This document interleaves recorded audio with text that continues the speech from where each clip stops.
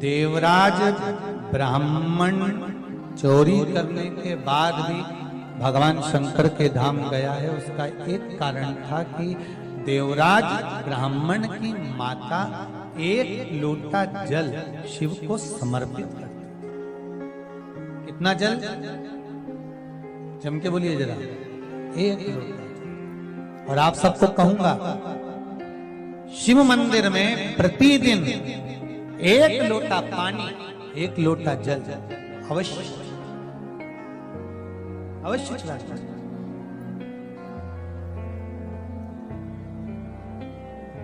एक लोटा पानी भगवान शंकर को अवश्य। क्या होता है? 3 दोष समाप्त होते हैं एक लोटा पानी शिव जी को चढ़ाने से। 3 दोष। पहला पितृदोष, दूसरा वास्तु दोष और तीसरा कालसर्प दोष। जब हम घर में से जल लेकर जाते हैं तो हमारे घर का पानी जब जाता है तो घर का जो वास्तु केंद्र होता है वो रसोई घर होता है। रसोई घर में से जल ले जाकर शिव जी को चढ़ाते हैं तो उससे वास्तु दोष समाप्त। दूसरे नंबर पर है पितृदोष। घर का जो मटका होता है, परिंदा होता है, हंडा होता है, वो पितरों का स्थान होता है। उस पितरों के स्थान पर जो जल भरा होता है उसमें से अगर भाग भगवान शिव को चढ़ाया जाए तो पितरों का देवता आर्यमा भगवान शंकर के कहने पर चलता है। इसलिए वो भाग जब शिव को प्राप्त होता है तो आर्यमा संतुष्ट होकर पितरों को भी फल प्रदान करता है। तीसरे नंबर पर कालसर्प दोष। भगवान शंकर को एक लोटा पानी अगर चढ़ा रहे हो, भगवान शिव पर एक लोटा पात्र जल का अगर चढ़ा रहे हो तो आपका कालसर्प दोष समाप्त। कालसर्प दोष होता कैसे? शंकर भगवान का चढ़ा हुआ जल तुलसी जी में चढ़ाने से पत्रिका में कालसर्प दोष हो जाता है। जैसे माँ जो होती है ना, घर की जो माँ होती है, अगर गर्भ में बच्चा है, गर्भ में संतान है और वो शिव जी पर अगर एक लोटा पानी जैसे शंकर जी पर जल चढ़ाया, थाली में सारे भगवान को नेला लिया, गणेश जी, देवी जी, शंकर जी, सारे देवताओं को एक ही थाली में रखकर स्नान कराकर वो शंकर का चढ़ा हुआ जल जब चढ़ाया जाता है तुलसी जी में ले जाकर लोग डाल देते हैं, उससे जो बच्चा जन्म लेता है उस बच्चे की पत्रिका में कालसर्प दोष आ जाता है।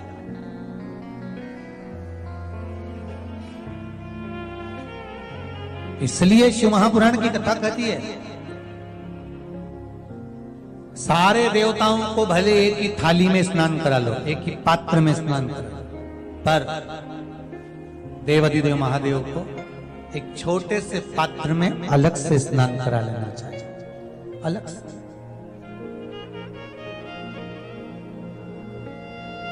और उस पात्र का जल शिव जी को समर्पित करा हुआ जल तुलसी जी में नहीं डालना। तुम्हारे घर में जो पौधा हो आप उसको उसमें समर्पित करो। जैसे बेलपत्री चढ़ाने के बाद जल चढ़ाना या जल चढ़ाकर बेलपत्र चढ़ाना। एक पत्र है, बड़ा सुंदर है, छोटा सा भाव, प्रश्न अच्छा है, आप सबके हित का।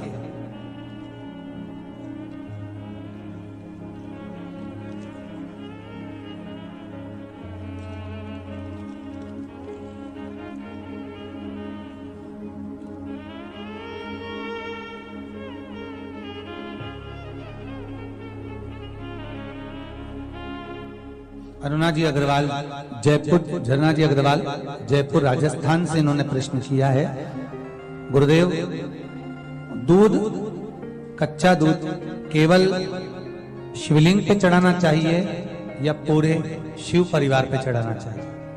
प्रश्न अच्छा है। और शिव महापुराण की कथा रुद्राक्ष उत्सव चल रहा है तो आप उसको समझें। दूध केवल शिवलिंग पे चढ़ाना चाहिए या जो शिवलिंग के आसपास में सभी परिवार विराजमान होता है उस पे भी चढ़ाना चाहिए? अगर लिंग पुराण आप उठाकर देखेंगे तो लिंग पुराण में एक बड़ा सुंदर संवाद आता है जिसमें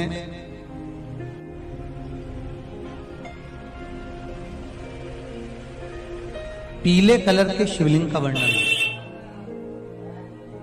सफेद, लाल, पीला और काला, ये शिवलिंग का आपको पहले वर्णन करा है। ब्राह्मण सफेद मट्टी का शिवलिंग बनाता है, वैश्य पीली मिट्टी का शिवलिंग बनाता है, क्षत्रिय लाल मिट्टी का शिवलिंग का निर्माण करता है, शूद्र काली मिट्टी का शिवलिंग का निर्माण करता है। काली मिट्टी के शिवलिंग का निर्माण करता है। ये जो वर्णन किया गया है कि उसमें लिंग पुराण के अंतर्गत एक पीले शिवलिंग का वर्णन आता है कि पीला जो शिवलिंग होता है उस शिवलिंग का भाव कितना सुंदर बताया गया है। उसमें व्याख्यान वर्णन में आप अगर पढ़ेंगे देखेंगे लिंग पुराण के अंतर्गत तो उसमें आता है कि दूध जब आप देव अधिदेव महादेव के शिवलिंग पर समर्पित करते हो तो शिव महापुराण की कथा कहती है, लिंग पुराण कथा कहती है, नर्मदा पुराण, स्कंद पुराण, पद्म पुराण, अग्नि पुराण, सारी पुराणे वर्णन करती है। वराह पुराण, ब्रह्मवेत्ता पुराण, ये जितनी पुराणे सब वर्णन करती है कि जब शिवलिंग पर हम दूध चढ़ाते हैं तो केवल शंकर भगवान के शिवलिंग पर दूध चढ़ा देने से संपूर्ण परिवार पर दूध चढ़ जाता है। अलग से हमें कहीं चढ़ाने की जरूरत नहीं, अलग से हमें कहीं दूध ले जाकर चढ़ाने की जरूरत नहीं कि हमें गणेश जी को अलग से चढ़ाना पड़ेगा, देवी जी को अलग से चढ़ाना पड़ेगा, कार्तिकेय जी को अलग से चढ़ाना पड़ेगा या नंदी को अलग से चढ़ाना पड़ेगा। तो जो प्रश्न करा है जन्ना जी अग्रवाल जी ने, जयपुर राजस्थान से हैं, सुंदर प्रश्न करा है। और ये आपको ज्ञात होना चाहिए कि शंकर भगवान पर चढ़ाया गया थोड़ा सा भी दूध जल जो हम भगवान शिव को समर्पित कर रहे हैं वो केवल शिव के लिए नहीं रहता, केवल भगवान शंकर के लिए नहीं है, वो स्वयं 33 कोटि देवताओं को समर्पित हो जाएगा, स्वयं 33 कोटि देवताओं को।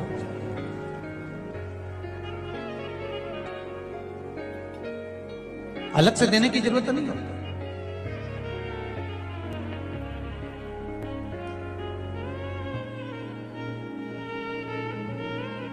महाराज एक लोटा पानी, बेलपत्री आप शिवलिंग पर पहले चढ़ा रहे हैं, उसके बाद जल चढ़ा रहे हैं। दूसरा, जल चढ़ाने के बाद बेलपत्र चढ़ा रहे हैं। ये दो अलग अलग क्रम है शंकर भगवान की पूजन के। आप समझ लीजिएगा जरा, ये प्रसंग कभी नहीं आया, आज आया है तो उसको समझ।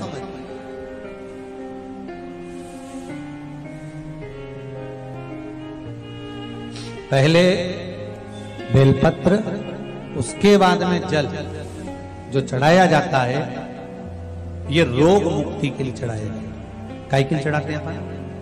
रोग के निवारण, रोग मुक्ति के। जैसे कोरोना महामारी के अंतर्गत अपन सबने स्मरण किया ऑनलाइन शिव महापुराण में कि एक वर्णन किया था कि अगर ज्यादा स्वास्थ्य गड़बड़ हो रहा है तो एक लोटा दूध था और एक लोटा पानी बेलपत्र रखकर फिर चढ़ाने का उस समय पर वर्णन किया था। आप लोगों ने, कई लोगों ने उसको किया गया और उसका लाभ आपको मिला।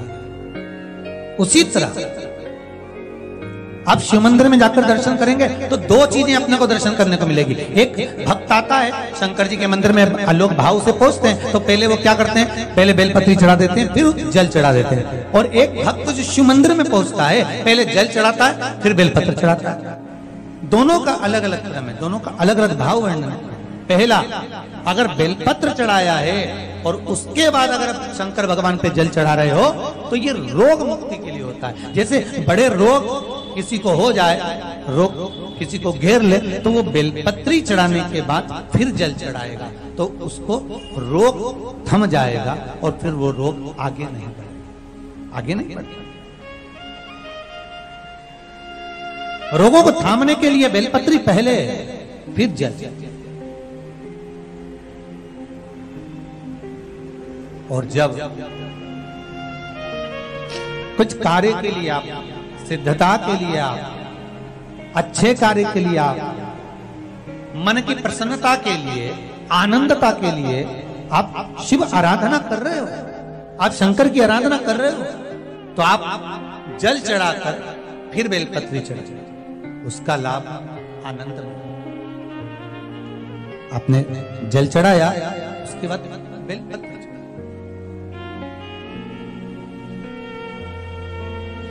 बस एक बात का स्मरण आपको होना चाहिए शिव महापुराण का, कि जब भी आप भगवान शंकर को बेलपत्र चढ़ाते हैं, बेलपत्र समर्पित करते हैं, बेलपत्र समर्पित करते समय प्रयास करा करें कि ये बेलपत्र को जब भी आप समर्पित करें, प्रयास करें कि बीच की जो पत्ती होती है बेलपत्र की, मध्य की जो पत्ती होती है, उसको अंगुष्ठ से पकड़ा जाए।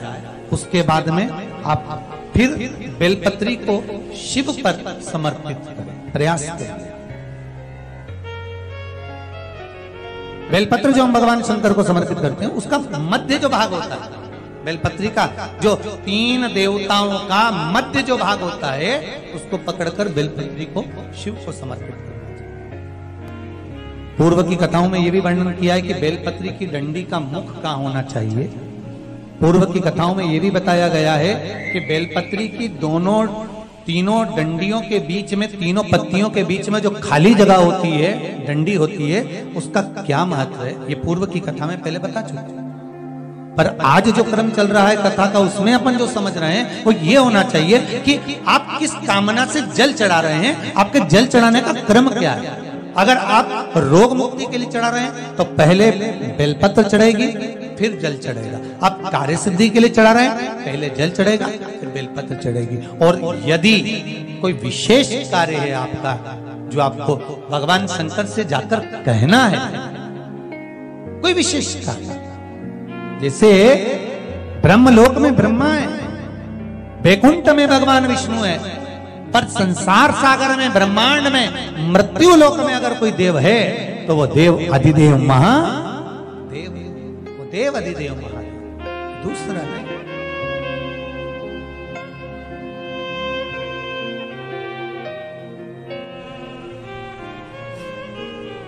कोई दूसरा नहीं है।